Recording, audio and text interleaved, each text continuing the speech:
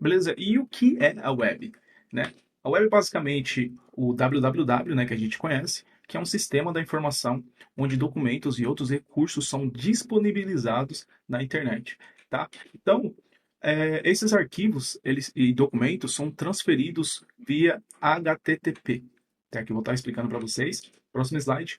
Então, o que é HTTP? HTTP seria como se fosse uma linguagem para o cliente, né, o computador, né, que o usuário está usando, converse com o servidor onde está sendo hospedados os websites ali que a gente está manuseando, a gente quer a informação, tá? Então ele faz essa comunicação entre o cliente, né, que é o computador que você está usando, ou o computador que eu estou usando, que as pessoas usam, para poder pedir informações para um servidor. Ali, quando você entra no YouTube, ali, você precisa pedir um vídeo, basicamente ele faz essa comunicação entre você, um pedido que você fez, para o servidor, e o servidor ele manda de volta essa informação se existir para você, ou então uma mensagem dizendo que não existe, beleza? Então, basicamente, HTTP, né, exemplificado, é um acrônimo em inglês, significa Hypertext Transfer Protocol, ou um protocolo de transferências de hipertexto, tá? De arquivos em geral. HTTP também é a fundação da comunicação do www ou da web, beleza?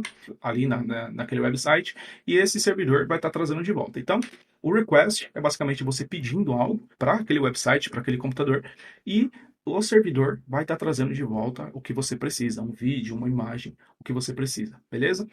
Entrando um pouco mais profundo aí na informação, um pouco mais técnico, mas nada complicado, funciona basicamente dessa maneira, né? Então você vai estar aqui o cliente, né, o seu computador, e você vai fazer uma requisição aí qualquer para um website, vai dar um request e vai até um servidor em qualquer lugar do mundo que possa ser, e esse servidor vai procurar aquilo que você precisa.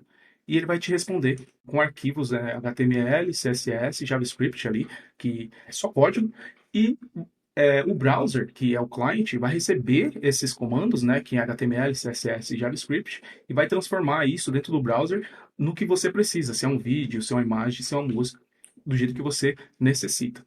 Aqui, no caso, seria um cliente, né? Vou deixar esse workflow aqui para vocês entenderem um pouco melhor. E esse cliente, ele vai fazer uma requisição na tela ali, tipo, pode ser uma URL ali no browser ou no clique de um link. E essa requisição vai diretamente para o servidor desse website que você está fazendo o pedido, tá? Então, vai ter uma view, né, que vocês vão entender mais para frente quando a gente estiver trabalhando ali na parte do servidor. E essa view vai ter toda a lógica, né? Então, vamos supor que você precisa uma imagem, né, de uma imagem qualquer. O que vai acontecer aqui, né? Bem por cima. Então, basicamente, vai entrar numa função, né? Pode ser feito em qualquer linguagem de programação, aí Java, Python, JavaScript, e ela vai pesquisar dentro do banco de dados, por exemplo, se aquilo que você pediu existe no banco de dados. Ele vai pegar, vai ver se existe. Se existir, falar, beleza, vou dar a resposta para ela, existe, vamos transferir. Isso é questão de milissegundos, basicamente, e vai trazer isso em HTML, CSS, JavaScript e retornar para o seu computador. Aqui nesse website, né, eu vou estar trazendo aqui um exemplo bem cima aqui para vocês entenderem como que funciona.